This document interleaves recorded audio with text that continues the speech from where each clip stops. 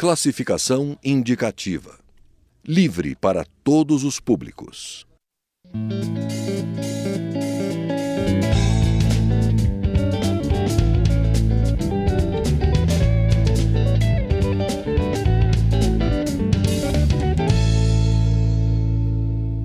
Está sendo examinada pela Câmara a proposta de emenda constitucional que trata da autonomia da Polícia Federal. Mas não há consenso entre os próprios policiais sobre o conteúdo deste projeto. Quem fala com a gente sobre o assunto, aqui no Palavra Aberta, a partir de agora, é o deputado Aloysio Mendes, do PTN do Maranhão, que é agente federal. Deputado, como é que é essa proposta, como é essa autonomia da Polícia Federal e por que não há esse consenso entre as diversas categorias dentro da Polícia Federal? Cláudio, na verdade, essa é uma proposta que não atende em nada os anseios da Polícia Federal. É uma proposta, uma PEC, que atende uma pequena parcela de integrantes da Polícia Federal, especificamente os delegados de polícia, e ela vende uma imagem equivocada e falsa de que ela predispõe uma autonomia da Polícia Federal. Quem é que em sã consciência hoje no Brasil imagina uma Polícia Federal sem autonomia? Basta ver a Lava Jato, que hoje investiga com total autonomia dos policiais federais as maiores autoridades, os maiores empresários desse país. Grande parte deles estão presos sem nenhum tipo de interferência. Então essa propalada PEC que diz que vai alcançar a autonomia da Polícia Federal, nada mais é do que um pleito corporativista de uma pequena parcela que representa 10% da Polícia Federal. Para você ter uma ideia, Cláudio, o Ministério Público Federal, através da Associação dos Procuradores Federais, é contra essa PEC. A FENAPEF, que representa 90% dos integrantes da Polícia Federal, é contra a PEC.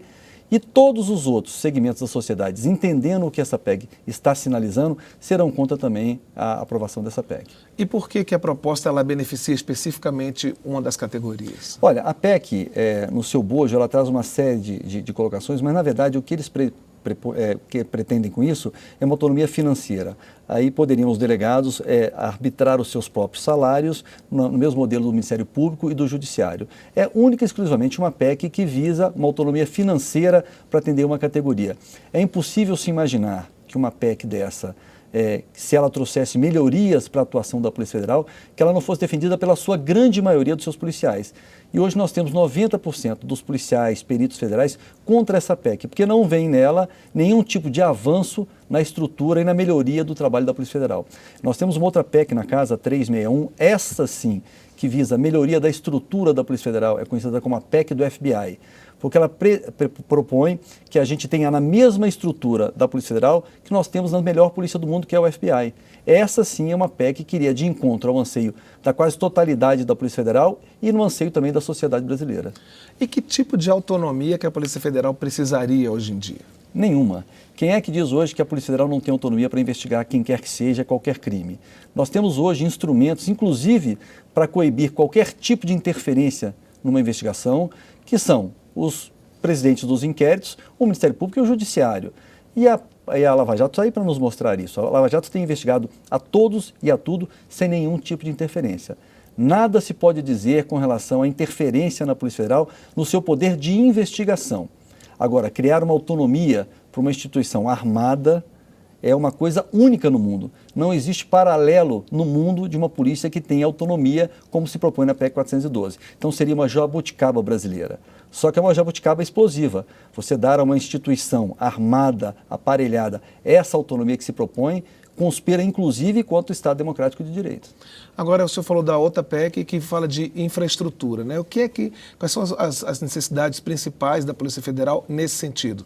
Se fala muito, por exemplo, do controle das fronteiras, que a gente não tem policiais em número suficiente para controlar as fronteiras terrestres brasileiras. Que tipo de melhoria essa outra PEC prevê para a infraestrutura da PF? Eu vou fazer aqui um pequeno paralelo. Nós tivemos recentemente a questão da PEC 37, que foi muito amplamente divulgada, que era uma PEC proposta por um delegado de polícia que era deputado federal, que pretendia limitar a investigação do Ministério Público Federal.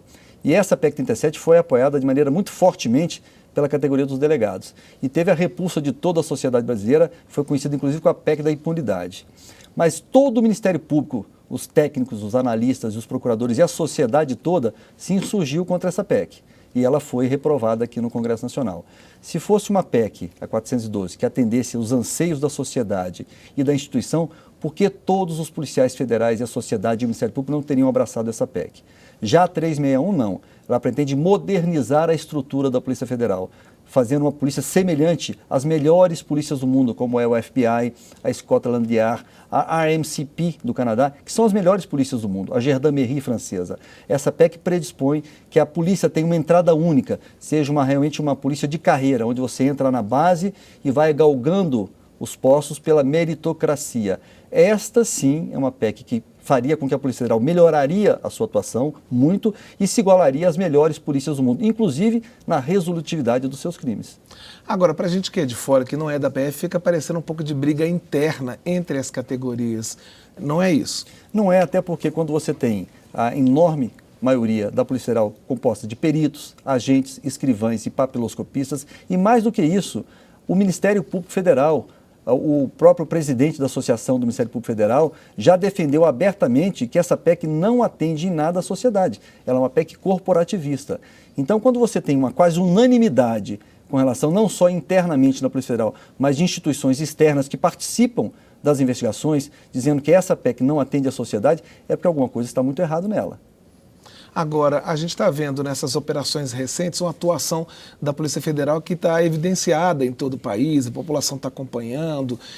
Nesse momento, que tipo de necessidade que o senhor, como agente da Polícia Federal, vê que poderia ser melhor atendida? Como é que a Polícia Federal, hoje em dia, poderia fazer melhor o trabalho dela? Uma carreira mais motivada, policiais mais motivados, principalmente um aumento do efetivo. Nós temos um país hoje de dimensões continentais, nós temos um efetivo de menos de 14 mil policiais para atender todo o Brasil.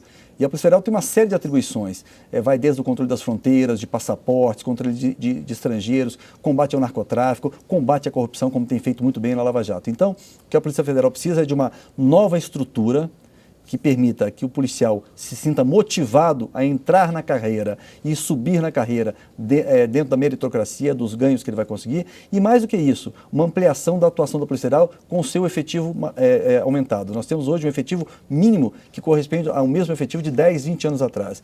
Isso é inconcebível. O crime aumentou, o narcotráfico aumentou, a gente percebe pelo aumento da violência no país e, principalmente, o combate ao crime de corrupção, que tão bem a Polícia Federal tem feito na Lava Jato. Mas Lava Jato é apenas um caso.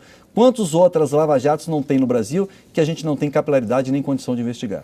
Em termos de treinamento, o senhor acha que é satisfatório hoje em dia o nível de treinamento, de aprofundamento que os agentes da Polícia Federal têm na hora que entram na corporação? Sem dúvida nenhuma. Hoje é uma das melhores polícias do mundo na questão do treinamento. Eu acho que a partir do momento que você incentivar e estimular os policiais como uma carreira única, como funciona nas melhores polícias do mundo, nós com certeza iremos melhorar as ações da Polícia Federal. Para você ter um exemplo, essa PEC, se aprovada da 412, ela estenderá também às polícias civis dos estados. Então, imagina você, uma polícia civil de qualquer estado, onde o governador não tenha nenhuma autoridade, não haja uma instância externa que comande aquela polícia, um poder armado, equipado, e nem sempre tão bem preparado como nós temos na Polícia Federal. Então, seria uma excrescência, seria assim um absurdo, nós temos uma instituição assim, armada, sem nenhum tipo de controle externo. É como se nós pretendêssemos também dar autonomia às Forças Armadas, para que elas não tivessem um comando civil, como funciona em qualquer país do mundo. Agora, essa proposta de emenda constitucional está aqui na Câmara. Em que pé que ela está? Quais serão os próximos passos dela e como é que vocês pretendem atuar, já que vocês são contrários, para que ela não avance? Na verdade, nós estamos alertando a população e os parlamentares do que está no bojo dessa PEC 412. Na verdade, é uma PEC corporativista que atende uma pequena parcela da instituição. E alertando sobre isso, do que ela traz no seu bojo, com certeza os parlamentares hoje têm entendido que ela não é uma PEC em benefício da população. E vamos começar a discutir a 361. Esta sim, uma PEC que pode vir de encontro ao anseio da sociedade. O trâmite normal agora, ela vai à CCJ para ser julgada a sua constitucionalidade e passando na CCJ, se passar na CCJ, se cria uma comissão especial para trabalhar na PEC. Mas eu acredito que já na CCJ, esse projeto da PEC 412 será enterrado. Obrigado, deputado, pela sua entrevista. Muito obrigado, Cláudio, sempre à disposição de vocês. A gente conversou com o deputado Aloysio Mendes, do PTN do Maranhão, sobre a proposta de autonomia da Polícia Federal. Esta e outras edições do Palavra Aberta podem ser acessadas também pela internet. O endereço é câmara.leg.br/palavra aberta. Eu sou Cláudio Ferreira e espero você no próximo programa.